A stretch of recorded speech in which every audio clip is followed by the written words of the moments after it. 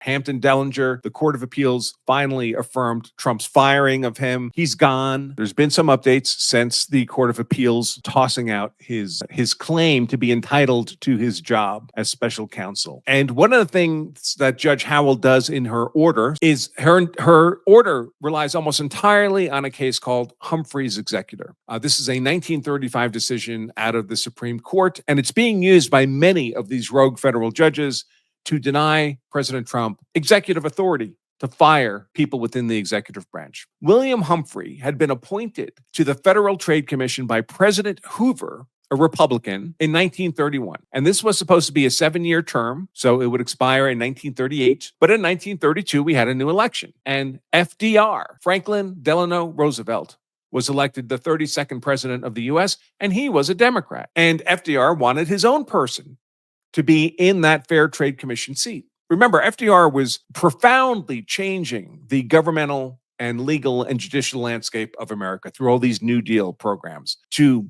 execute his policies, his priorities, he wanted his own person in the FTC. So he asked Humphrey to resign. So listen, nothing personal, but your politics and my politics are different. I want to put my own person who shares my politics in that seat. So I want you to resign. And Humphrey said no. And he asked him again, and Humphrey said no again. And then FDR just fired him, much like the one sentence email that was sent to Hampton Dellinger. You're just fired. Your services are no longer needed. And Humphrey said, well, wait a minute. I was supposed to have 7 years on this job. I'm going to sue for my salary. The salary was, believe it or not, it was $10,000 a year, which was probably a lot of money in 1935. He sued for his salary and for the right to get his job back. He wanted to be sitting in that seat and have the authority of that job. And this case made it all the way to the Supreme Court. But by the time it got to the Supreme Court in 1935, Humphrey was dead. So he wasn't obviously an active participant anymore. He was in a grave.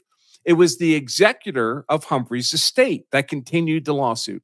So by the time the lawsuit actually got to the Supreme Court, there were not two things being argued for. Remember, the two things were his salary, the monetary compensation, and specific performance, the job. But Humphrey was dead. So now the executor was saying, well, listen, we just want the money. We want the money for his estate, for his widow, and so forth. There was no specific performance demand that was relevant anymore because you couldn't give the job back to a dead guy. And ultimately, the Supreme Court in Humphrey ruled that FDR did not have the authority to fire Humphrey, and it awarded monetary damages to his estate.